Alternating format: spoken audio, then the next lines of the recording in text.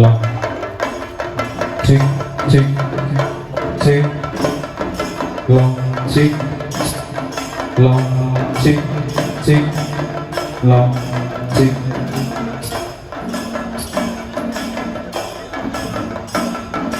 Tick, the zero, tick.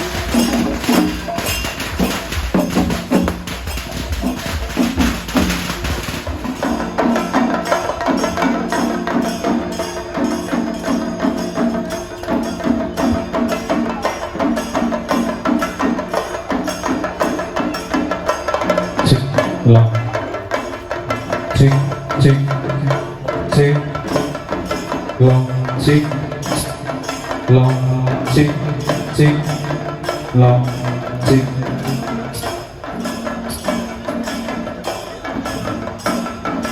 Tick, the zero, tick.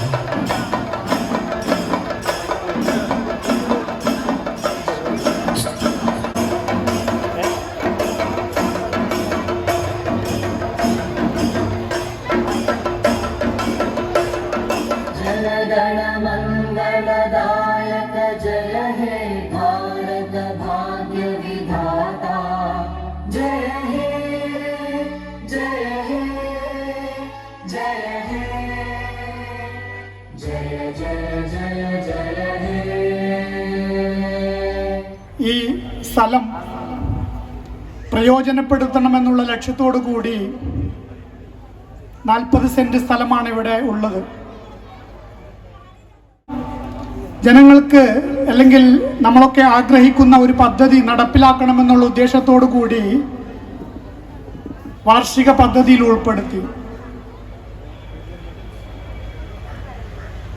ആ ഒരു സമയത്താണ് 2022 ജൂണിൽ തദ്ദേശ സ്വയംഭരണ സ്ഥാപനവും ടൂറിസം വകുപ്പും കൂടി സംയോജിപ്പിച്ചുകൊണ്ട് ഡെസ്റ്റിനേഷൻ ചലഞ്ച് എന്ന പദ്ധതിക്ക് തുടക്കം കുറിക്കുന്നത്. അത് സംബന്ധിച്ച് ടൂറിസം വകുപ്പ് ഇത്തരം സ്ഥലം സൗകര്യമുള്ള ആളുകളുടെ നിന്നും DPR ക്ഷണിക്കുകയുണ്ടായി. തൊട്ടടുത്ത വർഷത്തിൽ 23-24 വർഷത്തിൽ നമ്മൾ DPR തയ്യാറാക്കുകയും 1,34,72,000 രൂപയുടെ DPR ഡെസ്റ്റിനേഷൻ ചലഞ്ച് ഉള്ള പദ്ധതി പ്രകാരം സമർപ്പിച്ചപ്പോൾ ഡെസ്റ്റിനേഷൻ ചലഞ്ചിന് നമുക്കറിയാം 60% ടൂറിസം വകുപ്പും 40% തദ്ദേശ സ്വയംഭരണ വകുപ്പും അല്ലെങ്കിൽ പരമാവധി 50 ലക്ഷം രൂപയും എന്നുള്ളതാണ് ആ പദ്ധതിയുടെ നിബന്ധന. കേരളത്തിലെ ടൂറിസം വകുപ്പുമായി ബന്ധപ്പെട്ടുകൊണ്ട് കേരളത്തിൻ്റെ സാഹചര്യങ്ങളെ കണക്കിലെടുത്ത് പരമാവധി ഒട്ടേറെ നൂതനമായ പദ്ധതികൾ ആവിഷ്കരിച്ചുകൊണ്ട് മുന്നോട്ട് പോവുകയാണ് ടൂറിസം ഡിപ്പാർട്ട്മെൻറ്റ് എന്ന് ഈ ചുരുങ്ങിയ കാലത്തെ ഈ മേഖലകളിലുള്ള വികസനങ്ങളെ എടുത്ത് പരിശോധിക്കുമ്പോൾ നമുക്ക് കാണാൻ കഴിയും. കോട്ടക്കൽ നിയോജക മണ്ഡലത്തിൽ ടൂറിസം വികസനവുമായി ബന്ധപ്പെട്ടുകൊണ്ട് ഒരുപാടേറെ പദ്ധതികൾ നടപ്പിലാക്കുന്നതിന് വേണ്ടിയുള്ള ശ്രമങ്ങൾ പലപ്പോഴായി നടന്നിട്ടുണ്ട്. ഗവൺമെൻറ്റിൻ്റെ സഹായമില്ലാതെ തന്നെ വ്യത്യസ്തങ്ങളായ പ്രദേശങ്ങളിൽ കോട്ടക്കൽ മുനിസിപ്പാലിറ്റിയിലും വലാഞ്ചേരി മുനിസിപ്പാലിറ്റിയിലും മറ്റ് പഞ്ചായത്തുകളിലുമൊക്കെ അവരവർക്ക് കഴിയാവുന്ന തരത്തിലൂടെയുള്ള പ്രവർത്തനങ്ങൾ നടത്തി വന്നിട്ടുണ്ട്.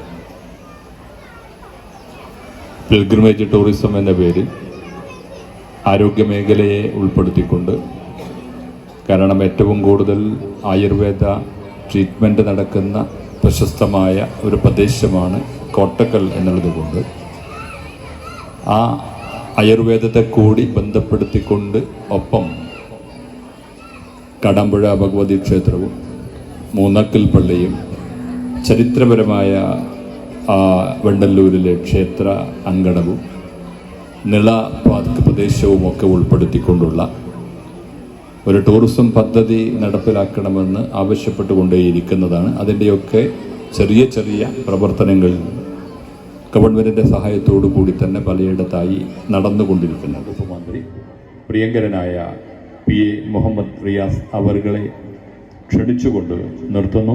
നന്ദി, നമസ്കാരം. ഈ ഗവൺമെൻറ്റിനെ സംബന്ധിച്ചിടത്തോളം ഏറെ പ്രാധാന്യമുള്ള ദിനമാണിന്ന്.